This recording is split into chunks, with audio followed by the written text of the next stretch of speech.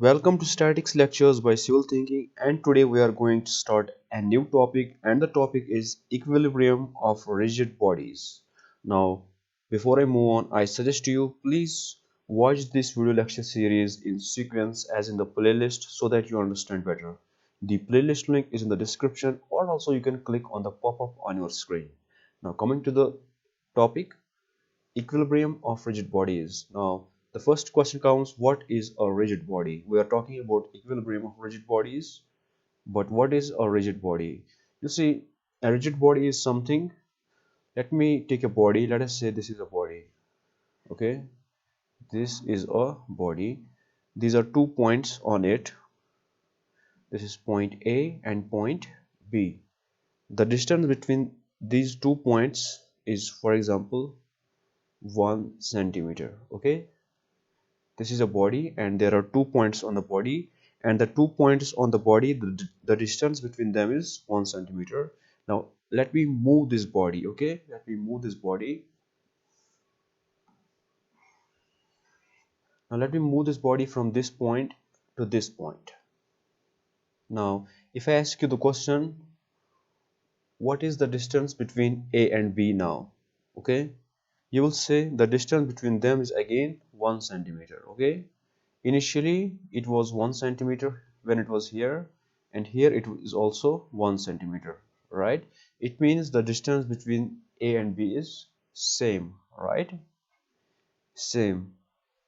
So basically this is how we define a rigid body. A rigid body is a body in which when we move the body, the distance between any 2 points remains constant. Okay, that's a rigid body. Or in another words, because the distance between the 2 points did not change, we can say the body is in shape, right? Because the points did not move, so the body will retain the shape, right? It will retain the shape, right? Retain the shape. Okay, that is the concept of rigid body. Okay, now let's move on. Now we'll talk about equilibrium of rigid bodies. Now we know what is a rigid body. Now let us talk about equilibrium of rigid body. Okay. Now let me take a body. Let me first take a surface of Earth. Okay. Let us say this is a surface. Okay. And on the surface we have a body. Let us say this is the body. Okay. Now the the body is at rest related to this surface. Okay. It is at relative rest. Okay, it's not moving. Okay, or in another concept we can also say, for example,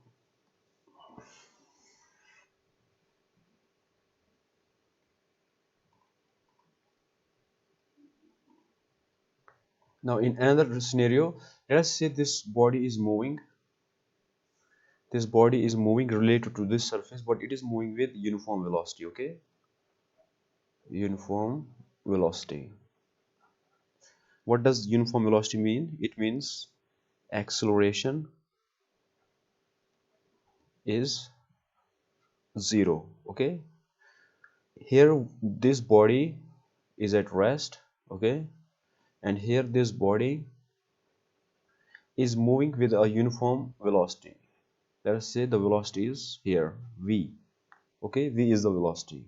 Now a body is said to be in equilibrium if it is either at rest or it is moving with a uniform velocity. Okay, in this situation, here this body is in equilibrium. Okay, equilibrium, and here too this body is in equilibrium. All right, here the velocity is zero, right? Velocity is zero, right? Here the velocity is not zero, here the velocity is constant, right? The acceleration is zero. Now according to the Newton's law, right? Newton's law, force is equal to mass times the acceleration of the body. Okay, now According to the Newton's law, force is mass times the acceleration of the body. Since the acceleration is zero, when you put this thing to be zero, zero, so all of this is going to be zero, so the force is going to be zero, right? So the force is zero, right? Or we can also write acceleration like this: dv divided by dt. Like force is mass times acceleration. Acceleration is rate of change of velocity with respect time, right? It is also the Newton's law. This is acceleration. Now since the velocity, if the velocity is zero, let me put the zero here, all of this thing is going to be zero. It means force is zero. Anyways, what we conclude, when a body is in equilibrium, either because it's at rest or it is moving with a constant velocity, the external force on it is zero. Okay, now let's talk about movement. Now what is movement? We know movement is force multiplied by normal distance, right? Normal distance between the point where we want to find the moment and the force. Okay, now since the force is zero, right, so all of this is zero, so the moment is zero too. Okay, so let m be the moment, so we get m is equal to zero, right? So we get these two conditions, right? For what? When the equilibrium, when the body is in equilibrium. Okay, it means the net force, let me call this as f as summation of f. Okay, summation of f means sum of all the forces is equal to zero, and summation of moment is equal to zero, right? Now this is the condition of the equilibrium of a rigid body. Okay, now we can split this into three coordinates. Let me show it here. Now we have two conditions: summation of moment is equal to zero and summation of force is equal to zero, right? Now if I talk about three axes, right, let me draw axes here.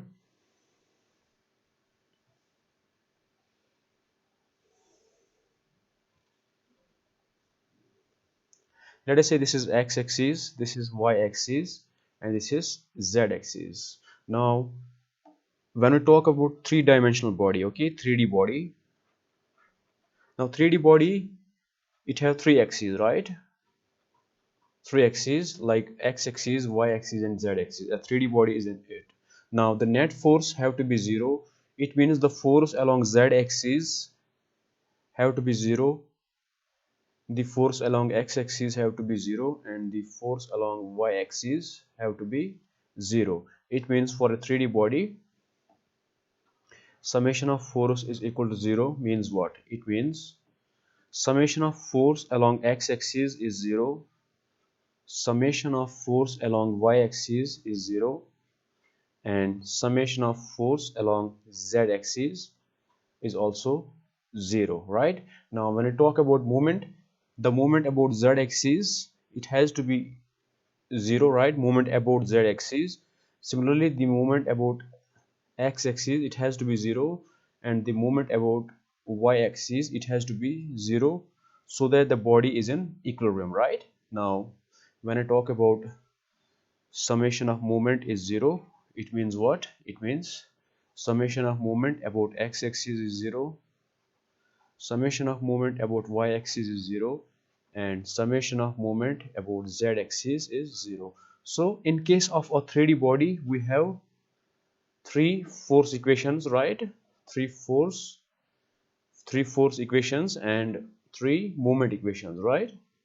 Because they are three: one, two, three, and this is one, 2, and 3.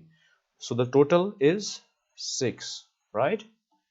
Now when we talk about 2D body, okay, now let us talk about two-dimensional body. Now basically what is a 2D body? uh, Actually in reality there is nothing like a two-dimensional body. Okay, in real life, in practice, everything is a 3D body. It doesn't matter how small the dimension is, it is still a three-dimensional body. But sometimes we assume a 3D body if one of the dimension is really small compared to other dimensions, then we neglect that dimension and we can say that the body is 2D, and it also helps us simplify the analysis. Okay, we can analyze it when we assume this that it is a 2D body. We can simplify our analysis. Okay, so what is going to happen in 2D body? Now, as you can see here, a 2D body, for example, this is x and this is y, right? X, y, the plane, this is x, y plane, right? Now, let us say a body is in this, okay, in the xy plane, as you can see, xy plane, okay. Now, when the body is in only two dimensions, we will talk about forces only in two dimensions, okay. Let us say there are multiple forces in this direction, in this direction, okay. Let us say like these are the forces, this is x-axis, okay. These are multiple forces, okay. Then, but I will not show multiple forces, I will just add all the forces in one direction, and I call it as summation of f of x, okay. I will, let us say this is summation of f of x. Summation of f of x is all the forces in x direction, okay. Similarly, I will show just single vector. Let us say this is summation of f of y, because this is y axis, right? This is y axis and this is horizontal x-axis, okay. So that's why this is x summation fx and this is summation fy, okay. Because there are multiple forces, I will just show one vector summation f of y, okay. Now it means for 2D body, now since there is no third dimension, it means there are only two equations, right? Two force equations, right, in a 2D body, right? In 2D body, right, there are only two force equations, okay. Now let's talk about moment equations. Now you see these forces, let us talk about, let us say there is a point here, okay. Now this force, it may cause a movement, right? It have a tendency of rotating about this point, right? Now when you use the right hand thumb rule, okay, when you use the right hand thumb rule, you will put the fingers along the force and you will move the force, you will move the fingers, okay, towards this point, okay. You put your finger here, fingers, and you move it here, okay, and you will see your thumb in this direction, right, in the this direction, the right hand thumb rule. So you will see the movement is always about axis perpendicular to the force, okay. Now the force is in x direction and y direction, it means the movement is in z direction, okay. So this is mz, okay. It is going to be, basically it is going to be anti-clockwise. If you get your hand, okay, put it on the mobile phone or computer, whatever you are watching, put your fingers on the this vector, okay, and move it towards this point. You will see your thumb, it is coming towards you, okay, coming towards us, which is this axis, right? So this is, and also you can see your finger is moving in anti-clockwise, right? Anti-clockwise direction. So that is the right hand thumb rule, okay. This is right hand thumb rule, right hand thumb rule. If you don't understand this, please comment, I will make a separate video about this, okay. Anyways, you get what I want to say here is the movement is about an axis which is perpendicular to the force, okay. Now if the force is in this direction, the movement is in this direction. If the force is in y direction, the movement is in z direction. It means in 2D bodies, the movement is in z direction, and this is the only movement because this force is going to rotate this point only about z axis, okay. So there is possibly only one moment possible, okay.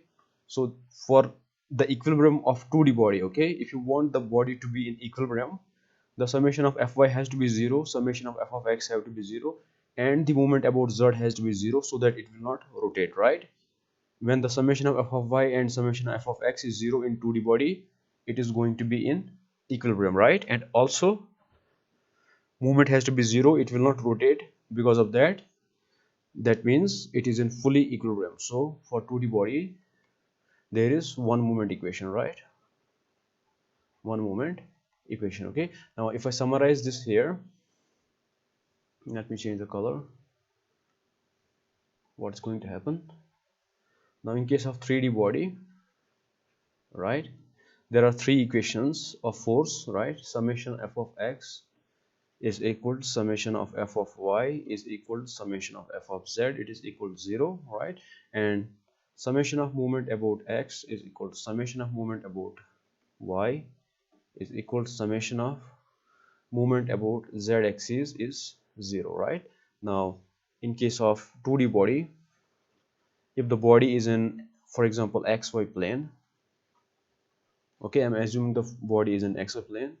Here what is going to happen? Summation of f of x is equal to summation of f of y is equal to 0, and the summation of moment about z axis has to be 0. Now maybe I'm going to say you about particle, okay? This is not really important in statics, but let us talk about this. Now you know a particle is a very small, tiny body, right? And when I talk about axis, let me draw the axis. Now let us say the body is here, this particle is here, okay? This is x-axis, this is y-axis, and this is z-axis, okay?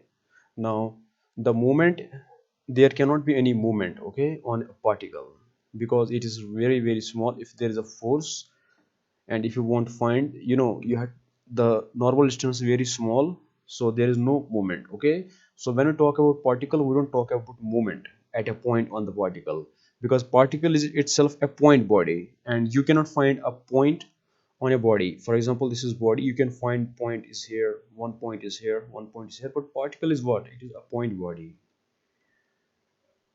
right? It is a point itself. So you cannot talk about different points and the movement at different points of this particle, okay? So we cannot talk about movement at this point.